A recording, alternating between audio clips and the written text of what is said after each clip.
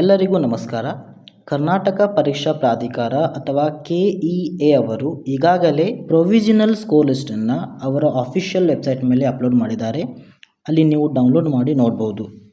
ನೀವು ಗೂಗಲ್ನಲ್ಲಿ KEA ಅಂತ ಟೈಪ್ ಮಾಡಿ, ಅಲ್ಲಿ ನಿಮಗೆ ಅಫಿಷಿಯಲ್ ವೆಬ್ಸೈಟ್ನ ಲಿಂಕ್ ಸಿಗುತ್ತೆ. ಅದನ್ನು ಓಪನ್ ಮಾಡಿದರೆ ಅಫಿಷಿಯಲ್ ವೆಬ್ಸೈಟ್ KEA ಓಪನ್ ಆಗುತ್ತೆ. ಇಲ್ಲಿ ನೀವು ಕೆಳಗಡೆ ಸ್ಕ್ರೋಲ್ ಮಾಡಿದಾಗ ಪ್ರೊವಿಷನಲ್ ಸ್ಕೋರ್ ಲಿಸ್ಟ್ನ PDF ಲಿಂಕ್ ನಿಮಗೆ ಇಲ್ಲಿ ಸಿಗುತ್ತೆ. ಅದರ ಮೇಲೆ ಕ್ಲಿಕ್ ಮಾಡಿ ನಿಮ್ಮ ಮೊಬೈಲ್ನಲ್ಲಿ ಡೌನ್ಲೋಡ್ ಮಾಡಿಕೊಂಡು ನಿಮ್ಮ ಹೆಸರನ್ನು ಸರ್ಚ್ ಮಾಡಿ ನಿಮ್ಮ ಸ್ಕೋರನ್ನು ನೀವು ಇದರಲ್ಲಿ ನೋಡ್ಬೋದು. ಈ ರೀತಿಯಾಗಿ ಆ PDF ಕಾಣಿಸುತ್ತೆ. 2023 life science cut off marks ನೋಡಬೇಕಾದ್ರೆ ಹೈಯೆಸ್ಟ್ ಸ್ಕೋರ್ ಇಲ್ಲಿ 214 ಆಗಿತ್ತು. ಇದರಲ್ಲಿ ಜನರಲ್ ಮೆರಿಟ್ 204 ಕ್ಯಾಂಡಿಡೇಟ್ಗಳನ್ನು ಸೆಲೆಕ್ಟ್ ಮಾಡಿದ್ರು. ಕಟ್ ಆಫ್ ಮಾರ್ಕ್ಸ್ 166 ಇತ್ತು. ಇನ್ನು SC ನೋಡಬೇಕಾದ್ರೆ ಟೋಟಲ್ 58 ಕ್ಯಾಂಡಿಡೇಟ್ಗಳನ್ನು ಇಲ್ಲಿ ಇವರು ಸೆಲೆಕ್ಟ್ ಮಾಡಿದ್ದಾರೆ. ಇದರಲ್ಲಿ ಕಟ್ ಆಫ್ ಮಾರ್ಕ್ಸ್ 148 ಆಗಿತ್ತು. ST 28 ಕ್ಯಾಂಡಿಡೇಟ್ಗಳು, ಕಟ್ ಆಫ್ ಮಾರ್ಕ್ಸ್ 148. ಆಮೇಲೆ ಕ್ಯಾಟಗರಿ 1 ನೋಡಬೇಕಾದ್ರೆ ಟೋಟಲ್ 16 ಕ್ಯಾಂಡಿಡೇಟ್ಗಳನ್ನು ಇವರು ಸೆಲೆಕ್ಟ್ ಮಾಡಿದ್ರು. ಇದರಲ್ಲಿ 154 ಕಟ್ ಆಫ್ ಮಾರ್ಕ್ಸ್ ಆಗಿತ್ತು. ಇನ್ನು ಕ್ಯಾಟಗರಿ 2A 69 ಕ್ಯಾಂಡಿಡೇಟ್ಗಳನ್ನು ಸೆಲೆಕ್ಟ್ ಮಾಡಿದ್ರು. 154 ಕಟ್ ಆಫ್ ಮಾರ್ಕ್ಸ್ ಆಗಿತ್ತು.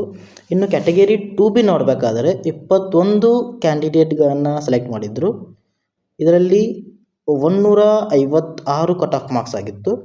ಇನ್ನು ಕ್ಯಾಟಗರಿ 3A ನೋಡಬೇಕಾದ್ರೆ ಟೋಟಲ್ 31 ಕ್ಯಾಂಡಿಡೇಟ್ಗಳನ್ನು ಸೆಲೆಕ್ಟ್ ಮಾಡಿದ್ರು.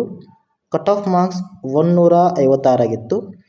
ಕ್ಯಾಟಗರಿ 3B ನೋಡಬೇಕಾದ್ರೆ ಟೋಟಲ್ 26 ಕ್ಯಾಂಡಿಡೇಟ್ಗಳನ್ನು ಸೆಲೆಕ್ಟ್ ಮಾಡಿದ್ರು.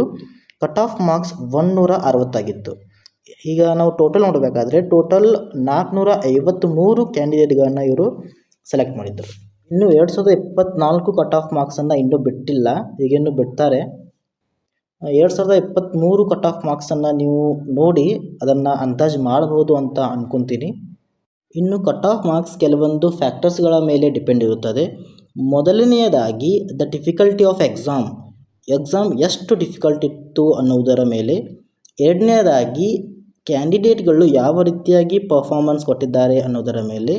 ಮತ್ತು ಎವ್ಯಾಲ್ಯೂಯೇಷನ್ ಪ್ರೊಸೆಸ್ದಲ್ಲಿ ಯಾವುದಾದರೂ ಅಡ್ಜಸ್ಟ್ಮೆಂಟ್ ಆಗಿದೆಯಾ ಅದರ ಮೇಲೆ ಏನಾಗಿರುತ್ತದೆ ಅಂದರೆ ಕಟ್ ಆಫ್ ಡಿಪೆಂಡ್ ಆಗಿರುತ್ತದೆ. ಈಗ 2024 KSET ಕಟ್ ಆಫ್ಗಾಗಿ ನಾವು ಕಾಯ್ತಾ ಇದ್ದೀವಿ. All the best.